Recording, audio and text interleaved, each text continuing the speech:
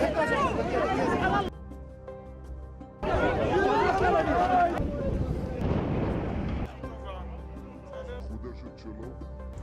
एक तरफ फिलिस्तीनी घरों को तबाह और बर्बाद कर रहा है और दूसरी तरफ गाजा में स्थायी इंफ्रास्ट्रक्चर बना रहा है।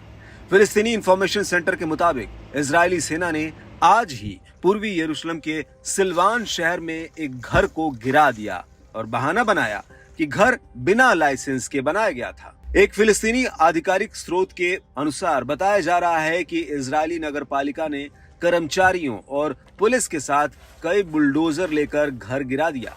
गिराए गए घर में अल बुस्तान सांस्कृतिक केंद्र का मुख्यालय था। यहाँ एक तंबू भी था जिसे इजराइल की नीतियों के विरोध में धरना देने के लिए स्थानीय लोग इस्तेमाल करते थे। आपको बता दें कि हमास के साथ युद्ध शुरू होने से अब तक इजरायली नगरपालिका ने कब्जे वाले यरूशलेम में लगभग 360 घरों को ध्वस्त किया है। अब बात करें इजरायली सेना द्वारा गाजा में किए जा रहे स्थायी निर्माण की, तो हारेज ने बुधवार को रिपोर्ट दी कि इजराइल गाजा में बड़े पैमाने पर इंफ्रास्ट्रक्चर तैयार कर रहा है। ये इजराइल की लंबे समय तक कब्जे की मंशा को दिखाता है।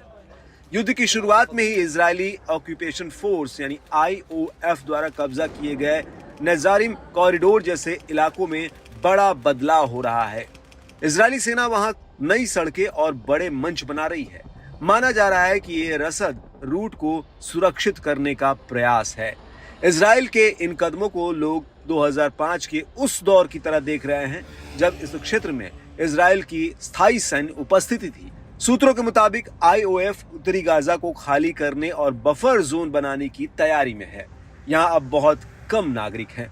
रिपोर्ट की माने तो गाजा में इजरायली सैनिकों के लिए किलेबंद सुविधाओं वाले इंफ्रास्ट्रक्चर बनाने की तैयारी है।